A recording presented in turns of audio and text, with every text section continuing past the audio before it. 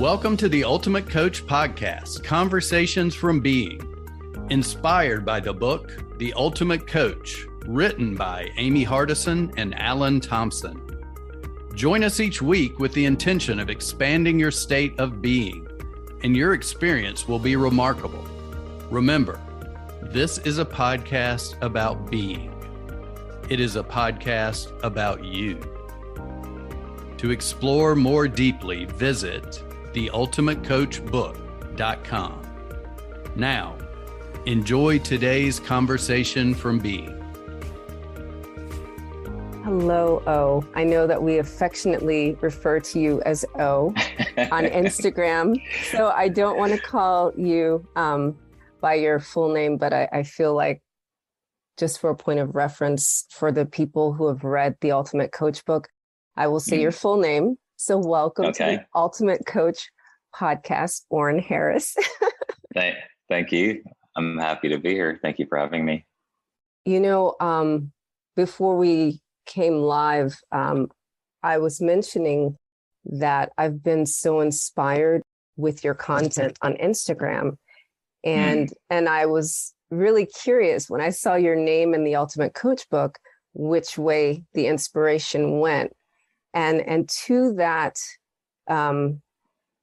thought, I just want to read this line out of your bio before we begin. Is that all right? Yeah. Sure. He is a pioneer in human consciousness with a primary mission of creating heaven on earth, inviting souls to activate their true expression and live a limitless life of contribution, fulfillment, and joy. Sign me up.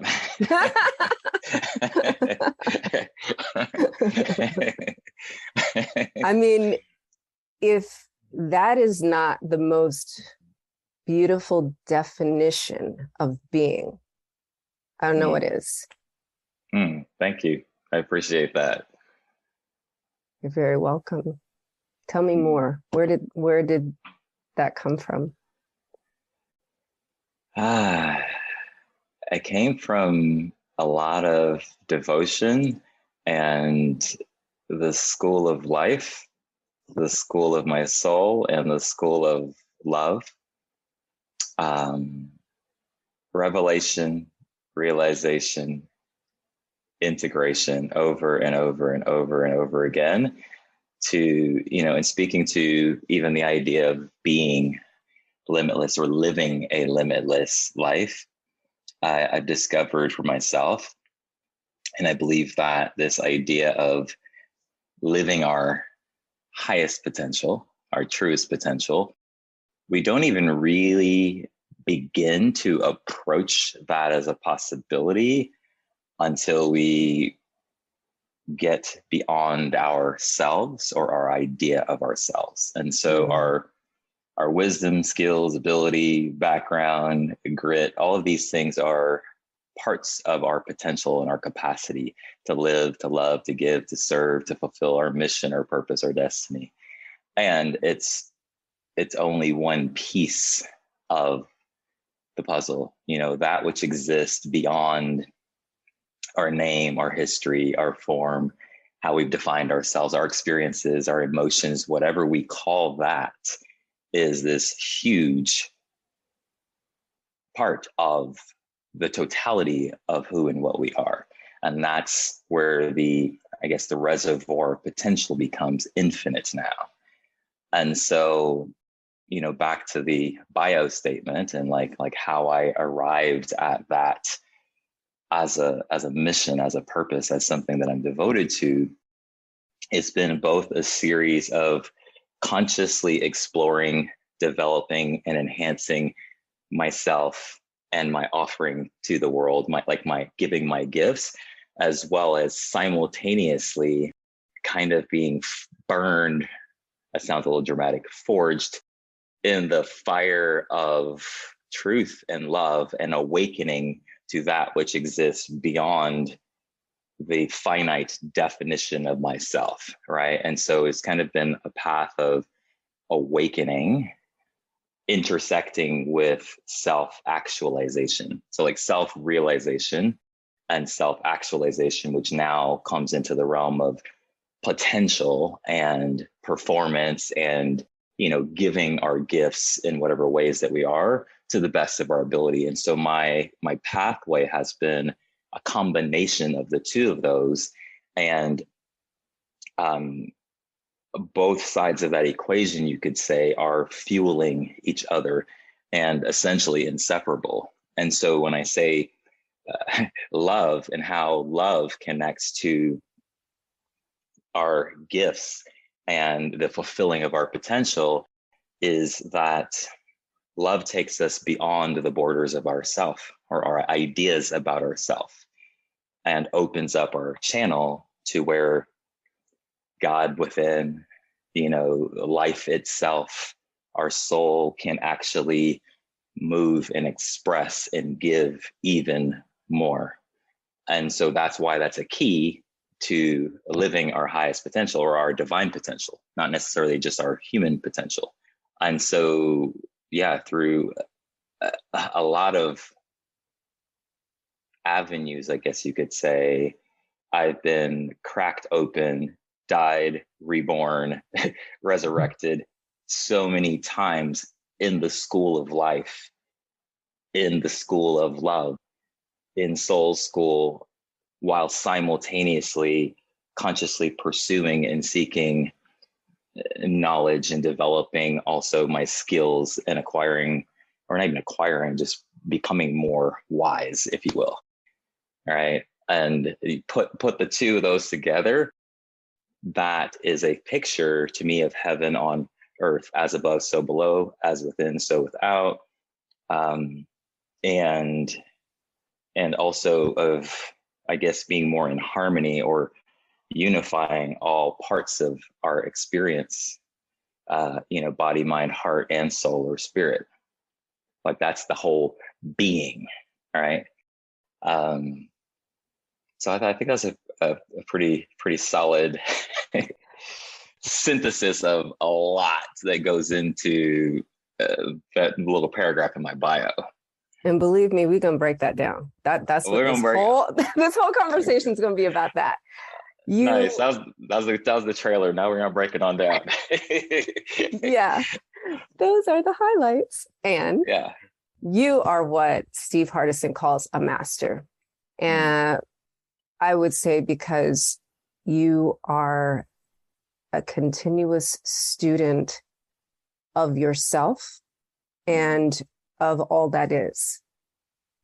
Your answer to my question was like a complete embodiment of the multidimensionality that we are as human beings. What I heard inside of that, and you talk about this a lot in your content, is the way humans choose to relate to each other, the way we categorize each other. And what is bigger than that, than the categories we choose, is love. Who we are souls created from the source, which is love. And so specifically, I want to bring attention to perhaps some of your experiences in being cracked open in the category of being a Black male. And the way that you so beautifully show humanity, that we are not categories. You are not the category that you appear to be.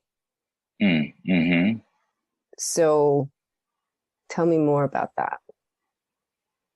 Yeah,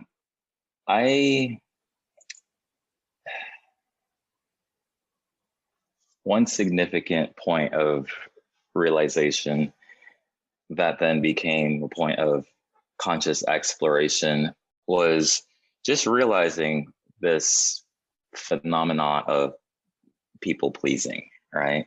And in a conscious or unconscious attempt to essentially gain love, approval, connection, to belong, right? We try to like connect in ways, right? It's like, I heard this one time that we're seeking to belong, but our soul is really longing to just be, so like we're longing to be, but we're trying to be long. and that's a long journey, trying to belong. And so, my identity, identity as a Black man, identity in society, identity as a son, as a lover, as a, whatever my various roles are, has essentially been continuously dismantled through realization, and through realization, through confrontation,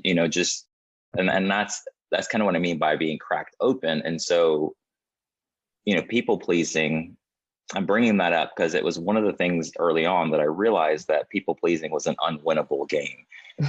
If the win was like love, really, which that's at the core, we're just trying to like be connected and be, mutually respected, honored, and loved. I realized that it actually blocks intimacy and love, right? And this is where, when we try to belong and we're altering our being in order to try to be able to be understood, we wind up, even if it looks great on the surface, and like, oh, everybody's happy, deep down, we wind up still feeling alone or isolated, right? Or on the surface, then maybe we're being misunderstood, and being judged. And then that feeling, that contracted feeling of feeling judged or being misunderstood or not seeing for who you truly are inside, we can react to that through people pleasing or shape shifting and trying to fit into something so that we belong, or we go in the other direction. And this is where I'm saying get cracked open, Mm-hmm. right? Because it's like, okay, I don't know exactly where this goes, but I know that there's more to me than this surface or a few surface layers that I'm engaging with, right? So to be clear, I just want to understand, are you saying in your contortion to please people, you cause this incongruence within yourself? Yeah, you wind up essentially, in order to people please, you have to disconnect from your true self and already become an alternative version of yourself in order to try to connect. But even if you connect, you're connecting mind to mind, not heart to heart. And so there's no real communion. There's no real communication. There's no real intimacy there.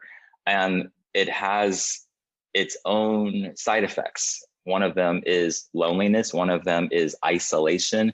One of them is feeling unsupported, right? And actually, ironically, feeling like an outcast, feeling like you don't belong.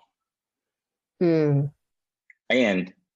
the very act of altering ourselves in order to try to belong is a negation of ourselves and a form of not loving ourselves. And so when we're people pleasing or trying to fit in or trying to belong in the name of love, we don't actually have the capacity to cultivate love or harmony or all the things that it looks like we're trying to do on the surface, because we're already disconnected and not loving ourselves, and we're out of harmony with ourselves. So it doesn't actually create more harmony. All right. And this is where, if you really exaggerate this is where like fights happen, wars happen, violence happens, right? And then even when we seek to try to understand each other, it's like I'm just reminded of when all the, the stuff with George Floyd was happening, right? And then you have all of these people like that got shook by that, and they got shook, woken up to something, right? Yeah. And then their heart's desire is like feeling the heart of it. And I'm not saying everybody, obviously, but it's like, ooh, how can I help? Like I had a powerful conversation with, do you know JP Morgan? I do. Yeah, I had a really powerful conversation with him at this time. And I'm referencing that to illustrate my point here, is that you have all these people like feeling some sort of way about what happened. And then there's the response from the head or from fear. And then there's a response from the heart or from the being. Right. And what happened with a lot of people is the message from their heart, which is like, this is something that matters. This is something they care about, also mixed in with their fear. And then had people like trying to understand, but still not necessarily feeling deeper connection on either side. So it's like the sentiment is good, but then it's like lacking a real sense of communion or ability to actually empathize and feel another person, because that happens in the heart. Because they ended up going into doing mode and they moved further away from being mode, essentially. Exactly. Which points to, I started off by talking about how this occurs in our relationship with ourselves, but now it shows like in the human dynamic, when you go more into doing mode and, let's say you're trying to do something nice or be in service to somebody who's distraught or feeling disconnected or has been oppressed, or you don't have any real power to be of service to them. Right. Because they're especially if they're like in a survival instinct or they're trying to come back into their own power. And and if they're trying, doing the best that they can, then they're in doing mode as well. And so two people that are in doing mode, there's not a lot that gets done, ironically. Exactly. Everyone becomes a zombie, basically. It's just like, and there is no heart, there's no core, there's no connection. Right. And so I'm tying that into my path and the question that you asked me in this way. So as I had these realizations, like, okay, there's not much more is going to happen here in terms of what am I truly seeking when I'm people pleasing in the first place? I'm actually seeking connection and love, some fundamental things. The realization that it's not going to happen in that pathway then is where I essentially opted out of that. Not like it just stopped, but I was like, okay, I could play this out. It's like an infinite chess game and I could extrapolate it out for the rest of my life and I'm still not going to win. Yep. There's the temporary appearance of wins, like, oh, everybody's good, we're in harmony, yay. And then it's like, but it's not anything. And so making a decision, which is like kind of like, okay, I'm not pursuing that avenue, then set me down in another pathway into the unknown. And this is where I started discovering some things like what love really is and what self-love really is. And this intimacy and connection that I'm speaking about with another cracked me open within my own self to be more intimate with myself. I even had a statement that came to me one time. It was like came up from my soul. And I was like, I'd rather betray the world than betray my own heart. Yeah. I'd rather betray the world than betray my own soul. And by betray, I don't mean like in a negative sense. I mean, be true to myself and appear to create pain or disharmony in the perception of another. I'd rather that happen in living my authentic self and in the purity of my own heart than going the other direction and try to gain love, but never actually get connected with love. And in the process, betray my own heart and my own soul. So the ripple effect of loving yourself is that you're loving everybody else more. Yeah. The deeper you go into self-love, the more you realize there's only love, right? And so it's like self-love as a focal point. I mean, really, it's all happening within the self. There's not really a difference between self-love and loving somewhere else. There's only love, right? Yeah. But, most souls, including myself, at some point, maybe their whole life to some degree, are being confronted with the invitation into self-love, and loving aspects of ourselves, parts of ourselves, and really getting to the deepest place in our heart where we might be, that little child inside feeling scared or alone, and so that path which initially was catalyzed by the whole people pleasing revelation. All right. I was like, that's not going anywhere. Was the entry point into a lot of things, self-love being one of them. And many of the things that I discovered are not even things that I was seeking. I was like, okay, especially initially, I could just feel the truth of it.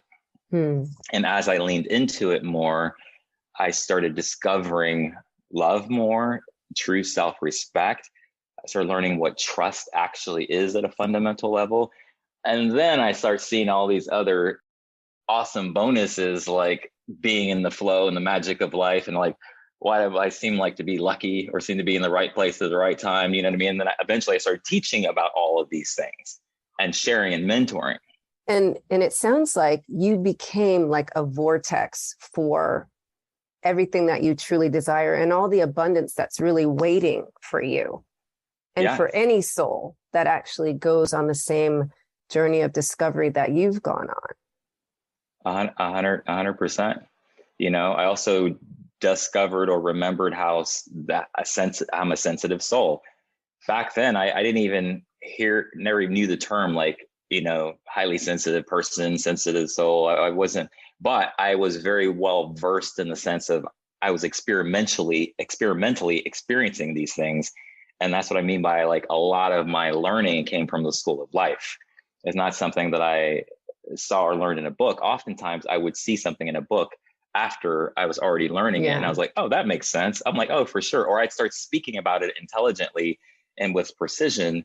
But a lot of what I learned and have learned in my life has come to me in some of the ways that I'm describing and being in moments where, you know, I remember one time I sent a text message to someone. The intention was loving and the intention was pure. And the person was triggered or feeling hurt and sent me back a message basically saying, you don't care about me. And I literally picked up the phone to, like, basically say, no, I do care about you. Let me prove it. Like, and my soul was like, put the phone down. Yeah. And my identity, and very innocently, was like, pick the phone up. And my soul was like, put the phone down. Because I realized that what it looked like on the surface was an expression of love was actually coming out of fear. I was like, I'm fearing that this person is thinking I'm not loving, even though in my heart I know I am, and I know my intentions were pure. So I was like, if I take this action, it's not about the action, it's about who I'm being. If I were to take the action, I'm actually coming from fear. And I realized that, and I was like, oh, that's what I would be. That would be my actual offering, even though on the surface it might look like, I love you. It's actually saying, I'm not a bad person. So let's slow down with that. This is a really good point. I want to slow down for a couple of reasons. For one thing, although eventually I think these will go on our YouTube channel, currently they're mostly just on the podcast, right? So people are hearing this. So I want to break it down for that reason. I also want to break it down because something very common these days in the coaching world is this I love you, or saying loving you, right? And a lot of people don't understand how is that possible, or how can someone be loving with someone they don't know? And I'm going to be very blunt and just say, well, the same way you can hate people for no reason, right? Right. But now I think that it's very important to go more categorically or methodically to understand what you're saying, you know, about that interaction with the text, right? Because yes, you can say you're not responsible for how things land with other people. And at the same time, let's understand what it is to be loving, and let's make loving, let's normalize loving. Let's normalize I love you doesn't have to be a romantic thing. Let's normalize I love you is a human right. Does that make Yes. sense? Yeah. So, amen. I love that. Yes. so that's really what I heard when you were talking about the text situation, right? The person on the receiving end of your text doesn't live in a world where I love you is normal. So if let's now, for the next few minutes, craft this conversation for that person that doesn't have I love you as a normal. How do we open up the heart-mind connection of a being like that? Well, in the example that I was illustrating, there's the words, like there's perspective and understanding, and then there's words.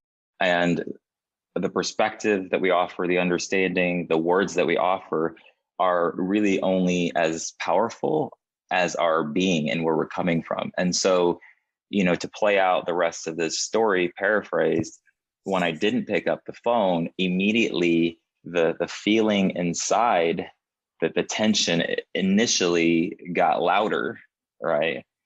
And then where love came in was, instead of trying to solve the tension that I was feeling in myself by reaching out to the person saying I'm not a bad person, I chose to be with myself, to be with that feeling without analyzing it, trying to fix it, or making it wrong. And in just releasing the resistance to feeling that, a very, very, very, in a very short period of time, it kind of calmed. And I felt what I allowed myself to feel was love, because of how I was being with myself.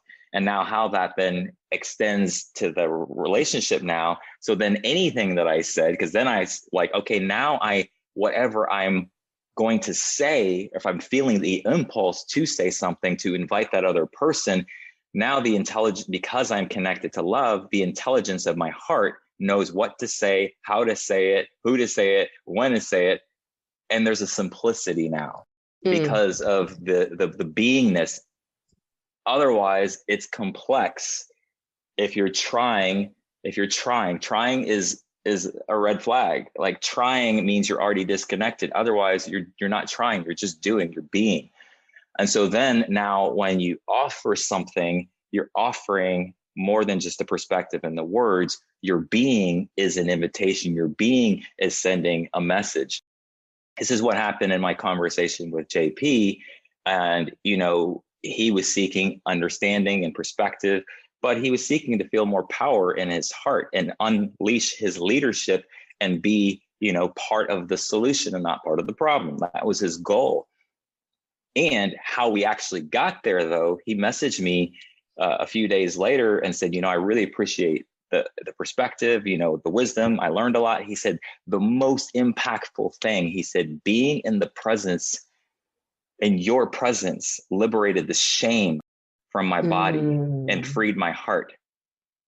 That's being. He said, being in the presence of a Black man who's not judging me while I'm being confronted with my own conscious or unconscious racism or whatever. He said it liberated the shame.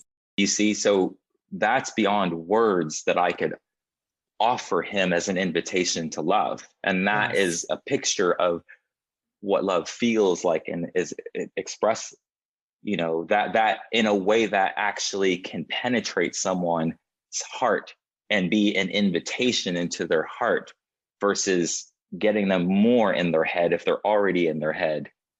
I'm feeling and hearing that you just allow yourself to be in your soul self, which once we're in our soul self automatically connects to other souls that are open and willing. Right, because now we're not looking on the surface and then getting confused or creating separation. Like, for example, this came up in another conversation. We're talking about, like, the riots that happened in Santa Monica. People are just upset, with all the racial tension, and kind of looking at that like, well, that's not me. I wouldn't throw something through a window. And it's like, yeah, you might not respond or react that way to the feeling, but what you can see if you're looking from your heart is you felt that way before. And you had and I think this is where we get disconnected and we create separation, and then we have very little power. But when you're looking from your heart and you're speaking from your heart and you're seeing from your heart, you can empathize, you can feel like I feel you. Like we share something, we share the same pain in that sense, right? And so there's a connection there. So if you want to offer something or invite someone into more love or into their power or help them in that way, our power to do so is in direct proportion to how deeply connected we are to our own heart. And I'm just curious, how long did it take you, going back to the text situation, to be with your resistance and your feelings in that moment? It didn't take that long, because part of the time that it takes to be in a transformational process is the resistance. It's like there's resistance. You're already in resistance, but then if you have resistance to the resistance, now you're creating even more time. Resistance to the resistance takes two forms usually: either judgment, like I shouldn't be feeling this way, or I'm ashamed that I'm feeling this way, or fear. It's the fear that, something negative is going to happen, the feeling's going to be too much, or it's going to be whatever, right? And so for me, and I'm kind of oversimplifying this because this has happened over a lot of years, there's the revelation, and then this is another revelation I had. I was like, oh, there's resistance, and then there's resistance to the resistance. Yeah. Right? And so which is just more resistance. So then to me, it's almost like it's the invitation. When I said being, burned and cracked open by love, it's like eventually I built a momentum of realizing and knowing that that's the path, right? And then increasing the devotion, because it's like, well, I can't act like I don't know now that that's the path. So then uncomfortability becomes less of a factor. In fact, you start to welcome it, because the liberation that you're seeking in whatever form, whether it's connection or, resolution or harmony or love with someone, it's just like at some point I had been through that realization and through the resistance and the uncomfortability and got on the other side of it so many times that I was like, okay, well, now when I'm at the edge and then the resistance comes up, my energy is not being used to hide or to trick myself or to complicate things like there's anything else going on except for this one thing. Right. You can be present in the moment. Right. And so are you familiar with the work of Dr. Candace Pert? A little bit. I haven't heard her in a long time, but yes, a little bit. Yeah. So she wrote a book, was it The Molecules of Emotion? And in that book, she says that emotions are only a chemical response that take somewhere between 60 to 90 seconds, right? And we prolong that in this process of resistance, right? Totally. we could literally prolong, like if there's enough resistance or inability to be with or permeate an emotion, we could literally prolong it for months or years, like literally. And it's literally like one point.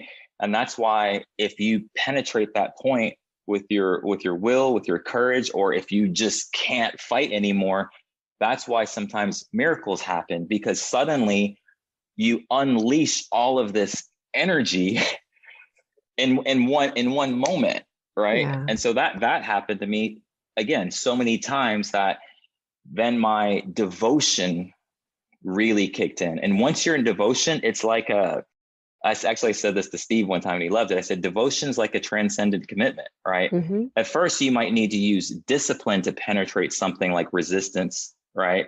And then if you have commitment moves mountains, right? It's way stronger than discipline. If you have commitment, you don't really need discipline because you're like, I'm going in that direction. But devotion is like mama bear These are my kids, and I'm taking care of my kids and their well-being in their life, period. I don't care if I'm scared, if it's difficult, if I'm terrified, if I don't know what to do, if I'm homeless, it doesn't matter. That's the frequency of devotion.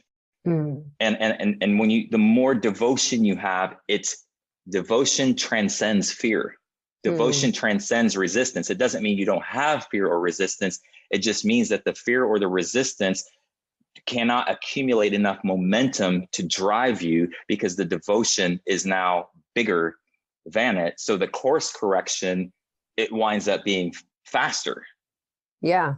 Because you're not lingering around as long, right? You're not like, oh, I'm confused. Like, no, I'm afraid. You know what I mean? Like, yes, there's no confusion here. It's one thing right now. Only I'm afraid clarity. to send this text. Yeah, I'm afraid to send this text. And there's really only one choice: send the text. All right. Now you can work with, like, the two sides of love, or expressions of love, the unconditional acceptance, and not judging yourself for being afraid, and being with yourself. That's like the water side of it. That's the unconditional nurturing acceptance. You're not creating unnecessary pressure on yourself through judgment. But what that does is that it creates space for the other side of love, which is the fire, which is the truth, the clarity, the direction, and the action now. And I've learned that if you try to jump to one without the other, you don't get very far. It's like, if you have if you're one-sided and you're like, okay, clarity, truth, I see the truth, and you just use like will all the way, you can only get so far, but you're going to get stuck if you have not been able to be with unconditional acceptance and this nurturing, more feminine type energy. And conversely, if you are being in the compassion and the unconditional acceptance and the you can do no wrong, it's okay, let me hold you, and then the fire of the truth and the clarity starts coming through and you don't engage it, then that's incomplete as well. Yeah. Right. And that picture that I just painted there, that I'm calling like water and fire, or compassion and truth, is a more whole picture of love that I learned over time. And in the process, kind of burned through distortions about what love is. Like, love means like love or loving has to look like one way, like soft. You know what I mean? Your child runs out in the street, and if you're like, get back, you might not be like, hey, you want to. We don't have time for that. Exactly. Just run and mama bear it. Right. You might want to tune in and watch out for the cars. No, you're just like, the truth is, the fire is just, but they're both love is the message.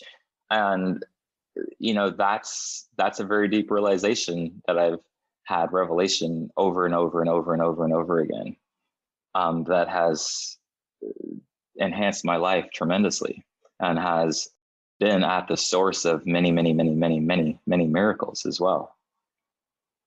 And I would say one of those miracles is the powerful exchange you had, just to loop around the conversation you had with JP, just that higher level of love and creating space for him to release his shame, right? That not that was your intention. You were just, creating space to be love with him. And that was the result, which is so powerful. Yeah, it was definitely a miracle, for sure. And I was inspired, humbled, just grateful. Yeah. And, I really feel like our conversation is complete, unless there's something else you want to put into the space.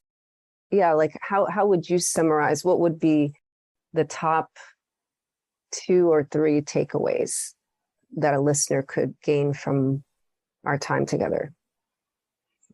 Well, one, starting from the beginning with like the active side of like expressing, living your highest potential, giving your gifts fully, and feeling, like you've accomplished the reason for being or coming here, that love is the master key to unlocking your infinite potential, and that capacity expands by way of getting beyond yourself, beyond your idea of self, your identity. And love is the primary, one of the most potent ways of actually dissolving the sense of separation and division that we have in ourselves, and then allows more to be expressed and given through you, which would be the expression of your highest potential. So that's one. Secondly, which is still in the theme of love, is in order to truly love another in any form, we can only really do that to the extent in which we love ourselves and really become intimate with ourselves. And that happens through being with ourselves. Or one of the primary ways that it happens is being willing to be with any feeling, all feelings, all emotional states, with equal compassion and care, because that's how love is. And essentially we are love. And that's how love. So like we want to, live more of our highest potential. And if love is a key, right, and love is who we are, then, getting the training from love, how would love be with this upset, with this feeling right now? And it would be love, right? Right. And so as we're being love and really devoting ourselves, which I guess is another pointer here, is allowing ourselves to deepen our devotion to the things that matter the most. And in this case, I'm saying love and self-love. And then everything else kind of takes care of itself, right? And we cultivate or awaken devotion, in my experience, through the willingness to meet ourselves in the uncomfortability and in the intimacy and vulnerability of that within ourselves and then with another. That's like the kind of direct path. And then we can extend that love out in the sharing of our gifts and the expression of our potential. And thus creating the keys to heaven on earth. And thus creating the keys to heaven on earth. Exactly. Bring it all the way back to heaven on earth. And I guess the last thing I'll say, which is just, in addition to that, is this is where like the most effective action in terms of doing is our action, and our doing is only as potent, powerful, and effective as our being. And so when we prioritize who we're being, that is the most potent thing we can do in terms of moving towards whatever goal, mission, intention, or desire that's in front of us, right? So being is primary. And you add that to love, or add that along with love, then you've got a really good thing going. Yeah. Ultimately, being devotion. Yes. Yeah. We're all devoted to something. Yes. We're all trusting something. We're all committed to something. It's just, what is that? Is it the self, who you imagine yourself to be? Or are we committed and devoted to maintaining that? Or are we devoted to something bigger than ourselves? Love, the divine in us, our purpose. Yeah.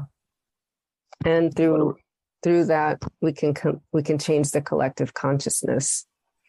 Yeah, for sure. And it's really at a peak right now in terms of, us consciously pursuing this, and alongside of being forced into doing things together, you know what I mean? And being more in intimacy together and realizing the unity that exists beyond the surface perception of difference. Yes. And there's no difference. We're only souls. Exactly. Exactly. Oren, you are the ultimate embodiment of everything that you invite us to be. And I am very grateful for you being here with us today. Thank you so much for expanding our being. Yeah, thank you for having me and for sharing your heart and your soul and what matters to you with me. Yeah, it's been delightful. Yeah, it's been a joy. Bye for now. Thank you for listening. If you know someone who would benefit from today's conversation, please share this podcast with them. Also, we invite you to visit theultimatecoachbook.com so you can continue your personal exploration of being. There you will find links to join our wonderful community, get your own copy of the Ultimate Coach book, and more. Simply go now to www.theultimatecoachbook.com. That's www.theultimatecoachbook.com. The link is also available in the show notes. We appreciate your support. Be blessed. Be you.